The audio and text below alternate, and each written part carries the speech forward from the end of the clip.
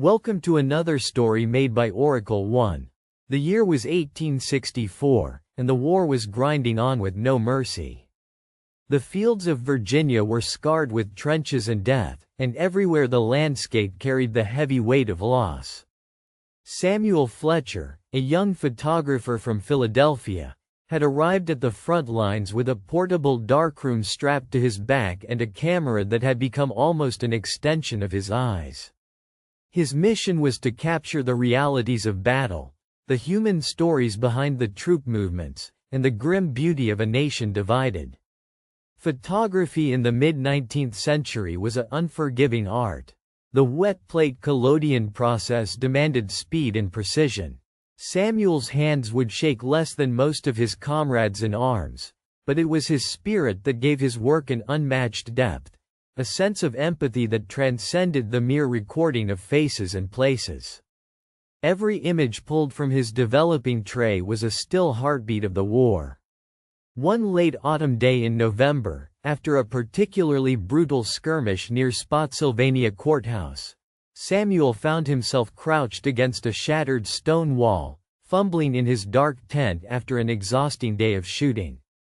The chill of the evening crept into his fingers as his eyes adjusted to the dim red glow of his safe lamp, illuminating the chemicals and plates scattered about the small makeshift table. His latest plate, exposed that very afternoon, was of a group of exhausted Union soldiers resting in a cleared copse of trees, their faces smeared with dirt and fatigue, rifles cradled loosely in their arms. Samuel placed the plate carefully into the developing tray, slowly watching the image emerge, a moment frozen in silver and shadow. But then his breath caught in his throat. There, standing just behind the soldiers, a figure appeared. Not a soldier, not part of his composition at all. It was a woman, translucent and spectral, draped in what appeared to be Civil War-era clothing, her eyes deep pools of sorrow, holding a small infant close to her chest. Samuel blinked, baffled. He leaned closer, seeing the figure drift faintly, as though she were a ghost caught between moments in time. He had seen no one there. The answer seemed impossible, yet there was the undeniable outline, impossible to ignore. His mind reeled. Could it be a defect in the plate? A trick of the light or a chemical blemish? He wiped his brow, flicked the developing fluid over the surface, but the figure remained, haunting and precise. Against his scientific instincts, Samuel felt a chill, not of cold, but of something older, deeper. He named the image, "The Woman in the Woods," and carefully wrapped the plate in cloth. Troubled, he showed the image to Thomas Harding, the surgeon stationed nearby, a man whose knowledge of anatomy was rivaled only by his fondness for the unexplained. Thomas adjusted his spectacles carefully, examining the plate with a long, steady stare. "This is no trick of the chemicals," he finally said quietly. "There's a human shape here, unmistakable. But this woman certainly wasn't here when you took the photo, was she?" "No," Samuel replied, voice barely above a whisper. "I did not see her while taking the picture." "Let me see the negative," Thomas requested, reaching toward Samuel's box of plates carefully. The two men compared it against the light and examined every inch with magnifiers. It was as clear as a ghost-haunted story whispered at firesides. A figure of a woman, and an infant cradled, translucent yet unmistakably undeniable. The photograph, a physical trace of something invisible. As the war dragged on, this peculiar image consumed Samuel's thoughts. Unable to shake the haunting visage from his mind, he returned to the spot where the photograph had been taken. The cleared copse of trees was serene now, but Samuel felt the shadow of grief hanging under the branches. Carefully, he explored the undergrowth and sifted through fallen leaves. There, beneath a rotting tree stump, he discovered a faded old leather pouch. Inside was a bundle of letters tied with faded blue ribbon, the handwriting feminine and elegant.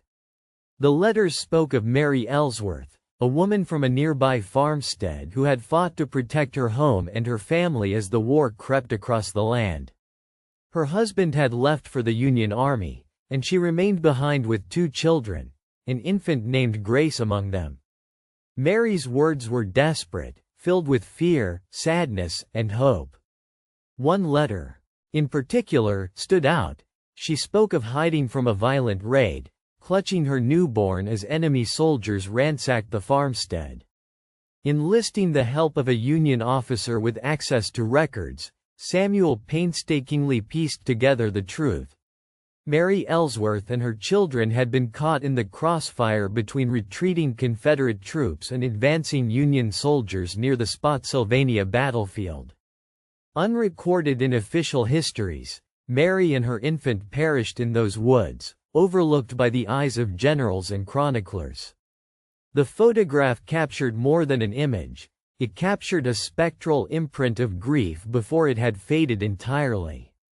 Samuel's discovery challenged everything he knew about history and memory. The war was not only fought on fields and in records but lived, breathed, and sometimes haunted the very earth itself. Driven both by curiosity and compassion, Samuel set out to document untold stories hidden in the shadows of warfare.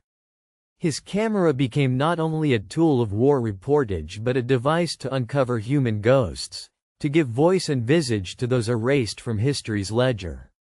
One evening, while staying in a nearby encampment, Samuel developed another photo. This one was taken at dawn, showing the mist creeping over a riverbank where soldiers had camped the night before. As the image revealed the rows of worn tents and tired faces, once again, a presence emerged. This time a young boy, no older than 8, appeared standing alone by the river, watching the horizon. Samuel remembered no child at the camp. Digging through reports and testimonies, Samuel learned that the boy, named James Parker, was the son of a Union captain killed in battle days earlier. The boy had run away from a makeshift orphanage at the same camp, determined to find his father's company. James had drowned in the river's cold currents during a desperate attempt to cross it. Samuel could no longer deny that his camera was capturing echoes of lives lost, phantoms tied to remnants of trauma too raw to disappear fully. Some called it superstition, others folly. Yet Samuel's images, each silently haunting and unexplainable, began to spread through camp with wonder and fear. Back home in Philadelphia during respite from the front, Samuel exhibited his collection in a small gallery. Soldiers and civilians alike were drawn to the portraits of the living and the dead, the known and the unknown. The mysterious images sparked a quiet conversation about the cost of war, not as abstract numbers, but as lingering souls demanding remembrance. His work influenced more than art, it stirred conscience.